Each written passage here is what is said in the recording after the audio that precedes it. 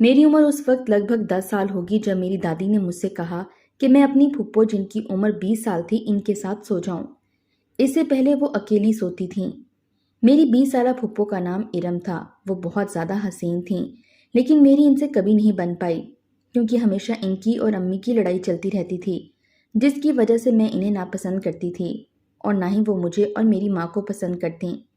وہ اپنے حسن میں مگن رہتی تھیں۔ ایسا محسوس ہوتا تھا کہ انہیں کسی کی ذات سے کوئی دلچسپی نہیں تھی۔ ہر وقت آئینے کے سامنے کھڑا رہنا ان کا سب سے پسندیدہ مشغلہ تھا۔ ان کا پڑھائی میں دل نہ لگتا تھا اور نہ ہی گھر کے کاموں میں۔ گھر کے سارے کام میری امی کرتی تھیں۔ ابو کو میری دادی کی سپورٹ حاصل تھی، اس لیے انہیں کوئی کچھ نہیں کہتا تھا۔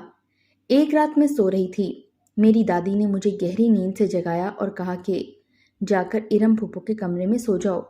میں حیران ہوئی۔ میری سمجھ میں کچھ نہیں آیا کہ دادی ایسا کیوں کہہ رہی ہیں۔ میری ماں کے جھگڑوں کی وجہ سے دادی کو مجھ سے بھی کوئی خاص لگاؤ نہیں تھا، لیکن اس رات میں نے محسوس کیا کہ دادی کے چہرے کا رنگ اڑا ہوا تھا اور ان کی حالت غیر تھی۔ ایسا کیوں تھا؟ میں 10 سالہ بچی سمجھنے سے قاصر تھی۔ میں آنکھیں ملتے ہوئے اٹھی اور دادی کا ہاتھ پکڑ کر ارم پھپھو کے کمرے تک آئی۔ مجھے اور دادی کو دیکھ کر پھپھو نے رضائی اوپر کر کے ہمیں دیکھنے کے بعد رضائی کے اندر خود کو چھپا لیا۔ جس طرح کی چڑچڑی پھپھو کی طبیعت تھی، میں سوچ رہی تھی کہ وہ یقیناً میرا آنا اور اپنے ساتھ سونا برداشت نہیں کریں گی، لیکن اس رات انہوں نے کچھ نہیں کہا۔ پھپھو کے کمرے میں ایک ہی بیڈ تھا اور دادی نے مجھے ان کے ساتھ سلا دیا۔ پھر ساری رات مجھے پھپھو کی سسکیوں کی آواز سنائی دی۔ میری پھپھو نہ جانے کیوں رو رہی تھیں۔ پھر یہ روز کا معمول بن گیا۔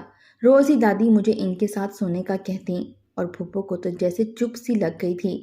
ان کا حسن ماند پڑ چکا تھا، چہرہ زرد تھا اور رات میں نہ جانے کتنی بار وہ اٹھ کر الٹیاں کرتی تھیں۔ صبح اٹھ کر میں امی سے پوچھتی پھپھو الٹیاں کیوں کرتی ہیں ساری رات، تو امی نے اپنے ہونٹوں پر ہاتھ رکھتے ہوئے کہا، چپ رہو، کسی کو کچھ مت کہنا، اپنے باپ کے سامنے اس بات کا ذکر نہ کرنا۔ اماں نے چپ رہنے کا کہا تو میں بھی چپ ہو گئی۔ میں بچپن سے سمجھدار تھی، جلدی سمجھ جایا کرتی تھی۔ اتنا تو میں سمجھ چکی تھی کہ گھر کے حالات نارمل نہیں تھے۔ کیا ہوا تھا جس کو راز رکھا جا رہا تھا؟ میری ہر وقت ہنستی ہوئی چہکتی ہوئی پھپھو کو چپ کیوں لگ گئی تھی؟ وہ ہم سے لڑائی کیوں نہیں کرتی تھیں؟ دادی کے دل سے پھپھو کے لیے محبت کیوں ختم ہو گئی تھی؟ ان تمام سوالوں کا جواب مجھے تب ملا جب میں نے جوانی کی دہلیز پر قدم رکھا۔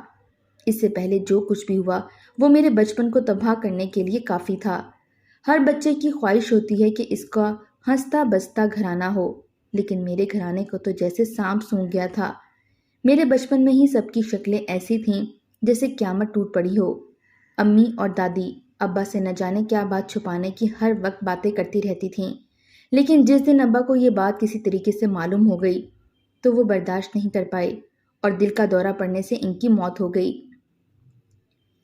میں سوچتی رہ گئی کہ ایسی کیا بات ابا کو پتہ چل گئی تھی جو وہ برداشت نہیں کر پائے۔ ابا کی موت کے بعد میری دادی ہر وقت ارم پھپھو کو باتیں سناتیں، کہتی کہ تو منحوس ہے، ہر وقت ان سے کہتی تھیں میرے بیٹے کو تم کھا گئی، اور میں 10 سالہ بچی سوچتی رہ جاتی کہ پھپھو اتنے بڑے ابا کو کیسے کھا سکتی ہیں۔ پھر پھپھو کو اچانک کہیں غائب کروا دیا گیا۔ نہ جانے پھپھو کو کہاں بھیج دیا گیا تھا، وہ کہاں چلی گئی تھیں، ان کا کوئی اتا پتہ نہیں تھا، اور دادی اور امی نے بھی رہائش تبدیل کر دی تھی۔ کچھ عرصے بعد مجھے پتا چلا کہ میرا چھوٹا بھائی دنیا میں آ چکا ہے۔ میں اسے دیکھ کر بہت خوش ہو گئی، وہ مجھے بہت عزیز ہو گیا تھا۔ چھوٹے بھائی کے آنے سے میری زندگی میں رونق ہو گئی تھی اور میں نے کسی کی طرف نہیں دیکھا کہ کوئی کتنا غمگین ہے اور کتنے سوگ میں ہے۔ کہتے ہیں کہ کوئی مرنے والے کے ساتھ نہیں مرتا، لیکن میری ماں مر گئی تھی میرے باپ کی جدائی میں، زیادہ دن نہ رہ سکی۔ اب گھر میں صرف میں تھی، میرا چھوٹا بھائی تھا اور دادی تھی۔ میں ہر وقت دادی سے پوچھتی کہ پھپھو کہاں چلی گئی ہیں، لیکن دادی مجھے کچھ نہ بتاتی تھیں۔ خیر، چھوٹو موٹو میرا بھائی تھا، میری کل کائنات تھا، اور میں مکمل طور پر چھوٹو میں مصروف ہو گئی تھی۔ مجھے اپنے سے زیادہ چھوٹو کا خیال ہوتا تھا۔ وقت گزرتا گیا، یہاں تک کہ میرا چھوٹو 14 سال کا ہو گیا اور میں 25 سال کی۔ میری خوبصورتی کی وجہ سے میرے رشتے آ رہے تھے، لیکن چھوٹو کی وجہ سے میرا شادی کرنے کو دل نہیں کر رہا تھا۔ دادی بستر سے لگ گئی تھی، کسی کام کی نہیں تھی، بس وہ سانس لے رہی تھی۔ जब तक दादी ठीक थी उन्होंने हमें पाला, लेकिन जैसे ही दादी बिस्तर से लगी तो मैंने कमर कस ली थी और नौकरी ढूंढनी शुरू की। मैं 18 साल की थी और मैंने ग्रेजुएशन कर ली थी। तब दादी की तबीयत भी ठीक होना शुरू हो गई और पिछले 5 साल में मैंने एक स्कूल टीचर की नौकरी करते हुए घर को संभाला और शाम में बच्चों को ट्यूशन पढ़ाती थी। मुझे बस यही फिक्र थी कि छोटू की पढ़ाई मुकम्मल हो जाए। छोटू बहुत ही शोख तबीयत का लड़का था। वो तो खुश रहता था और इसे खुश देखकर मैं खुश रहती थी। और फिर एक दिन अचानक एक औरत हमारे घर चली आई। दरवाजे पर दस्तक हुई। मैंने दरवाज़ा खोला। चेहरा सामने खड़ा था। मैंने पहचानने की बहुत कोशिश की, ज़हन पर बहुत जोर दिया, लेकिन मुझे याद ना आया। बस इतना याद था कि मैंने शायद इस चेहरे को पहले कभी देखा है। मैं तुम्हारी फुप्पो इरम हूँ। दरवाजे की चौखट पर खड़ी इस औरत की आवाज़ सुनकर और इसकी बात सुनकर मुझे हैरत का शदीद झटका लगा। कैसे मैं अपने घर का इस किरदार को भूल सकती थी जिसका नाम इरम था, और इसी इरम की वजह से न जाने क्या कुछ नहीं हुआ था। इस घर में मुझे नहीं पता था कि फुप्पो ने ऐसा क्या कर दिया था जो हमारा घर तबाह हो गया था। बस इतना पता था कि कुछ तो इरम ने किया था जिसकी वजह से मेरा हंसता बसता घर उजड़ गया। मेरे वालिदैन चले गए, दादी बीमार हो गई और सब खत्म हो गया। जैसे ही उन्होंने अपना नाम बताया तो मुझे अपनी ज़िंदगी का वो तारीख दौर याद आ गया। कैसे भूल सकती थी मैं इस चेहरे को, इस आवाज़ को और इस चेहरे से वाबस्ता रही यादों को। अंदर नहीं आने का कहोगी? इरम फुप्पो ने कहा तो जो मैं अपने ख्यालों में खो गई थी वापस अपने हवासों में आई और थोड़ा सा हटकर इन्हें अंदर आने का रास्ता दिया। इतने साल बाद वो क्यों आई थी यहाँ, और सबसे बड़ा सवाल ये कि वो गई कहाँ थी। मुझे इनसे बहुत कुछ पूछना था और बहुत कुछ बताना था, इसलिए मैंने इन्हें अंदर आने दिया। वो एक बहुत बड़ी सी गाड़ी में आई थीं। इनके अंदर आते ही खुशबू का एक झोंका सा अंदर आया। चेहरे पे बेतहाशा मेकअप था। आज भी जवान लग रही थीं। ऐसा महसूस हो रहा था कि ज़माने और उम्र की हवा इन्हें नहीं लगी। वो मुझसे 10 साल बड़ी थीं, लेकिन वो मुझसे बिल्कुल जवान लग रही थीं। और ऐसा तभी होता है जब इंसान एक खुश व खुर्रम ज़िंदगी गुजार रहा होता है। खुशी की वजह से इसका चेहरा जवान रहता है। इनकी उम्र उस वक्त 45 साल होगी। इनके तरोताज़ा चेहरे को देखकर और इनके चेहरे पर इस कदर इत्मीनान देखकर मेरा खून जल गया। हमें बर्बाद करने वाली औरत आज खुशबाश थी और ये मैं कैसे बर्दाश्त कर सकती थी। मेरे ख्याल से इस औरत को खुश रहने का हक बिल्कुल भी नहीं था। अगर हम खुश नहीं थे तो इसे भी खुश नहीं होना चाहिए। फिर वो क्यों खुश थी? वो पूरे ठाठ से आकर मेरे कमरे में बैठ गई। आपको हमारा पता कहाँ से मिला? मैंने पहला सवाल इनसे यही किया। ढूंढने से तो खुदा भी मिल जाता है, ये तो बस एक पता था, उन्होंने जवाब दिया। इनका जवाब मुझे बिल्कुल अच्छा नहीं लगा था। इनके मुंह से खुदा का नाम सुनकर मुझे हैरत हुई, जिन्होंने कभी खुदा का नाम ना लिया था और आज वो खुदा का नाम ले रही थीं। वो मेरे घर को अजीब नज़रों से देख रही थीं, जैसा कि इन्हें हमारा छोटा सा घर अच्छा नहीं लग रहा था। इतने में छोटू अंदर दाखिल हुआ। इसके हाथ में गेंद और बल्ला था और वो क्रिकेट खेलकर वापस आया था। इसने फुप्पो को देखकर मेरी तरफ सवालिया नज़रों से देखा, जैसे पूछ रहा हो ये औरत कौन है। मैं इस औरत का साया भी अपने छोटू पर नहीं पड़ना देना चाहती थी। ये हमारी फुप्पो हैं, मैंने साफ गोई से कहा। छुपाने का कोई फ़ायदा नहीं था और मुझे आदत भी नहीं थी। क्या नाम है तुम्हारा? फुप्पो एकदम से खड़ी हुई और उन्होंने छोटू को अपने हसार में ले लिया तो मेरे तन बदन में जैसे आग सी लग गई हो। वो कौन होती है मेरे भाई को इस तरह से मिलने वाली? ये मेरा भाई है, जाहिद, प्यार से हम इसे छोटू कहते हैं। मैंने सख्त तासुरात के साथ कहा था। बहुत खुशी हुई छोटू तुमसे मिलकर। मैं तुम्हें लेने आई हूँ, तुम मेरे साथ चलो, मेरा बेटा है, तुम्हें इससे मिलकर खुशी होगी। वो तुम्हारा हम उम्र है, तुम्हारी इसके साथ अच्छी दोस्ती भी हो जाएगी। चलो मेरे साथ, खासकर इतनी दूर से तुम्हें लेने के लिए आई हूँ। इनकी ये बात सुनकर मेरा चेहरा गुस्से से लाल हो गया। मैंने फौरन छोटू को पीछे किया और इनसे कहा, इनका कोई हक नहीं बनता मेरे भाई पर हक जताने का, इन्हें अपने घर ले जाने का। वो कौन होती हैं छोटू को अपने साथ ले जाने वाली? मैंने कहा कि मैंने छोटू को बचपन से पाला है। मैंने अपना पेट काटकर इसे खिलाया है, अपने होंठों की मुस्कान छोटू को दी है, अपनी सारी ज़िंदगी छोटू के नाम की है। मैंने शादी नहीं की और अब आप कह रही हैं कि आप इसे लेने आई हैं। मैंने गुस्से से कहा, लेकिन सामने खड़ी इस औरत को बिल्कुल भी गुस्सा नहीं आया था। اس کے چہرے پر ہنسی اور اطمینان تھا۔ ان کا یہی اطمینان مجھے تیش دلا رہا تھا۔ اس عورت کو مطمئن نہیں ہونا چاہیے تھا، اس عورت کو خوش نہیں ہونا چاہیے تھا۔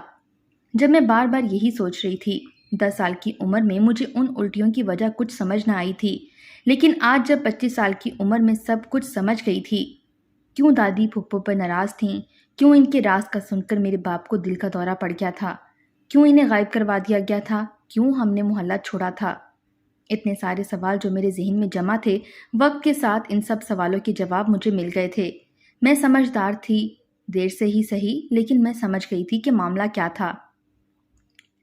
پیاری جانی، یہ غصے کا وقت نہیں ہے۔ میں چھوٹو کو لینے آئی ہوں اور اسے لے کر ہی جاؤں گی، انہوں نے بہت آرام سے کہا۔ تو میں نے سوال کیا کہ کس حق کے ساتھ وہ میرے چھوٹو کو ساتھ لے جانا چاہتی ہیں؟ تو انہوں نے کہا کہ وقت آنے پر میں تمہیں سب بتا دوں گی۔ پھر میں نے کہا کہ اپنی ماں کی تو خیر خبر تو لے لو، وہ بستر سے لگی ہوئی ہیں۔ پتھر دل تو آپ ہمیشہ سے ہی تھیں، آپ کو کسی کی پرواہ نہیں تھی، لیکن ماں تو ماں ہوتی ہے، جنہوں نے آپ سے بہت محبت کی تھی۔ میرا اتنا کہنا تھا کہ ان کے چہرے پر طنزیہ مسکراہٹ آ گئی۔ مجھ سے کسی نے نہیں کی میری جان، ہر کسی نے اپنے آپ سے کی ہے محبت، خود کو بچانا چاہا، اپنی عزت کو بچانا چاہا۔ اپنی عزت کی خاطر میری بلی چڑھا دی گئی، مجھے برباد کر دیا۔ اگر میری ماں کو اور میرے بھائی بھابھی کسی کو بھی مجھ سے محبت ہوتی تو آج میں اس حال میں نہ ہوتی۔ ان کی بات سن کر میں حیران ہو گئی تھی۔ برباد انہوں نے ہمیں کیا تھا؟ وہ کیا کہہ رہی تھیں کہ ہم نے انہیں برباد کیا ہے؟ غصہ تو مجھے بہت آیا تھا، لیکن میں ان سے مزید بات نہیں کرنا چاہتی تھی۔ ان کا وجود اپنے گھر میں برداشت نہیں ہو رہا تھا۔ میں نے ان سے کہا کہ آپ یہاں سے چلی جائیں، اس سے پہلے کہ میں کوئی مزید بدتمیزی کروں، لیکن وہ ضد پر تھیں کہ چھوٹو کو ساتھ لے کر جائیں گی، اور ساتھ ساتھ چھوٹو سے بھی یہ کہا کہ وہاں جا کر اسے بہت سارے پیسے ملیں گے، وہ گھر بہت بڑا ہے، گاڑی ہے وہاں پر، زندگی کی ہر سہولت ہے۔ اس چھوٹے سے ڈبے نما گھر میں رہ کر اس نے کیا کرنا ہے؟ انہوں نے چھوٹو کو پیسے کا لالچ دینا چاہا تو مجھے غصہ آ گیا۔ میں نے کہا، اب ہم تمہارے کسی لالچ میں نہیں آئیں گے۔ میں فوراً آپے سے باہر آ گئی۔ میں مزید ان کی عزت کرنا نہیں چاہتی تھی۔ میں نے تم سے بات نہیں کی، میں چھوٹو سے پوچھ رہی ہوں۔ اگر وہ میرے ساتھ جانا نہیں چاہے گا تو میں اس کے ساتھ زبردستی نہیں کروں گی۔ میں نے سارا فیصلہ چھوٹو پر چھوڑ دیا۔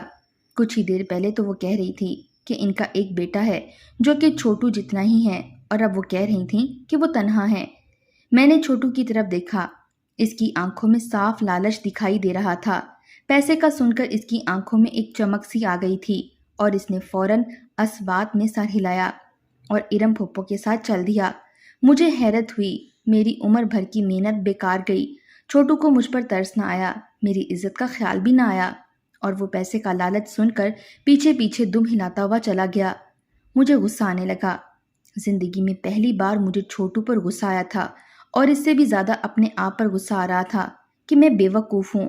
کیسے میں نے سوچ لیا تھا کہ چھوٹو اپنی امیر پھپھو کو چھوڑ کر اپنی غریب بہن کے ساتھ رہنا چاہے گا۔ یہ پیسہ زمانے کا ہے، اور اس کی عمر ایسی تھی کہ عمر کے اس حصے میں پیسہ ہر کسی کو متاثر کرتا ہے، لیکن ہمارے خون میں تو پیسے کا لالچ شامل ہی نہیں تھا۔ مجھے کبھی پیسے کا لالچ تھا نہ میری ماں کو لالچ تھا، تو چھوٹو کو کیسے لالچ ہو گیا؟ میں سوچ کر پریشان تھی۔ دن گزرتے گئے۔ 2 دن بعد چھوٹو آیا تو اس کی حالت عجیب تھی۔ اس کا چہرہ سرخ تھا۔ اس نے مجھ سے کوئی بات نہیں کی۔ وہ پسینے میں شرابور تھا اور سیدھا غسل خانے میں گیا اور کافی دیر تک نہاتا رہا۔ پھر باہر نکلا اور مجھ سے کہنے لگا کہ اس نے شادی کرنی ہے۔ اس کی اس فضول بات پر میں نے ایک زوردار تماچا اس کے منہ پر رسید کیا۔ اس کی عمر اس وقت صرف 14 سال تھی اور وہ شادی کی بات کر رہا تھا۔ نہ جانے ارم نے اسے کیا پٹی پڑھائی تھی، وہ ہم سے کسی بات کا بدلہ لینا چاہ رہی تھی۔ مجھے سمجھ نہیں آ رہا تھا، شاید آج سے 15 سال پہلے سب کچھ اس کی منشا کے مطابق نہیں ہوا تھا، اور وہ مجھے اور میرے بھائی کو اذیت دینا چاہ رہی تھی۔ میری ماں سے نفرت آج بھی قائم تھی، اور انہیں یہ بھی احساس نہیں تھا کہ ہم ان کے بھائی کے بچے ہیں۔ تھپڑ کھا کر چھوٹو مجھ پر برس پڑا، بہت بڑی بڑی باتیں مجھے سنائیں اور وہاں سے چلا گیا۔ میں اداس تھی کہ ارم پھپھو نے پہلے تو ہم سے ہماری ساری خوشیاں چھین لی تھیں، اور آج میری زندگی کی آخری متاع بھی، میرا چھوٹو بھی مجھ سے چھین لیا گیا۔ چھوٹو کو ان سے الگ کرنا چاہتی تھی، اس لیے میں نے سوچ لیا تھا کہ جذباتی ہونے کا وقت نہیں ہے، یہ حکمت عملی کا وقت ہے، और मैंने वही किया। अगली बार जब वो आया, शायद अपना कुछ सामान उठाने आया था, तो मैंने इससे कहा कि मुझे माफ़ कर दो और मैं फुप्पो से भी माफ़ी मांगना चाहती हूँ। मुझे इनके घर ले जाओ। तो वो खुश हो गया और मुझे इनके घर ले गया। वो घर बहुत बड़ा था। मैंने छोटू को दिखाने के लिए फुप्पो से माफ़ी मांगी। वो खुश हो गई और मुझे वहाँ रहने को कहा। मैंने कहा नहीं, मुझे अपने घर में दादी के साथ रहना है। मैं आपसे माफ़ी मांगने आई थी क्योंकि वो मुझसे बड़ी थीं और मैंने आपके साथ बदतमीज़ी की थी, इसलिए मुझे माफ़ी मांगना थी और कुछ नहीं। लेकिन हकीकत भी मुझे फुप्पो का घर देखना था। मैंने देख लिया था। मैंने इनसे कहा कि इनका बेटा कहाँ है, तो उन्होंने कहा कि वो बाहर गया हुआ है। मैं समझ गई कि इनका कोई बेटा नहीं था, सब झूठ बोला था उन्होंने। थोड़ी देर वहाँ रुकने से मुझे एहसास हो गया था कि छोटू वहाँ एक शानदार जिंदगी गुजार रहा है और वो कभी वापस नहीं आएगा। पैसा, चीज़ें ऐसी हैं। मैं मायूस होकर घर चली आई और सारी रात रोती रही। मेरा छोटू मासूम था और मुझे इसे वापस लाना था। मैं ये सोच रही थी कि फुप्पो के पास इतनी दौलत कहाँ से आ गई थी। शायद घर छोड़ जाने के बाद उन्होंने एक बहुत ही अमीर आदमी से शादी की होगी। ना वो मुझे उनका शौहर नजर आया और ना ही बेटा। ऐसा महसूस हो रहा था वो घर में तन्हा रहती हैं और इनके शौहर हयात नहीं थे। अगली बार मैं इनके घर गई तो चौकीदार ने फौरन दरवाज़ा खोल दिया। वो जान गया था कि मैं फुप्पो की क्या लगती हूँ, इसलिए उसने मुझे कुछ नहीं कहा। मैं आराम से अंदर चली आई। अंदर से फुप्पो की आवाज़ आ रही थी। वो छोटू के साथ बैठी हुई इसके बालों में हाथ फेर रही थीं और जो कुछ बोल रही थीं इसे सुनकर मेरे सर पर आसमान गिर गया था। मैं दबे पांव चलती हुई इनके पीछे खड़ी हो गई। वो अपनी धुन में छोटू से बात कर रही थीं। मैं सुन रही थी। छोटू, मैं तुम्हारी हकीकी माँ हूँ। मेरे बच्चे, मैंने तुम्हें जन्म दिया, तुम्हारे लिए तकलीफ सही, तुम्हें इस दुनिया में सही सलामत लाने के लिए मैंने बहुत बड़ी कुर्बानी दी। मेरे सारे खानदान वाले तुम्हें जान से मारना चाहते थे। वो सब ऐसे देख रहे थे जैसे कि तुम कोई नाजायज़ औलाद हो, लेकिन तुम मेरी जायज़ औलाद हो। मेरा कसूर सिर्फ इतना था कि मैंने तुम्हारे बाप से छुप कर निकाह किया था, लेकिन तुम्हारा बाप तुम्हारे दुनिया में आने से पहले दुनिया छोड़कर चला गया। मैं मुसीबत में पड़ गई। ये घर तुम्हारा है और ये सारी जायदाद और ये घर मेरे नाम कर गया था मरने से पहले।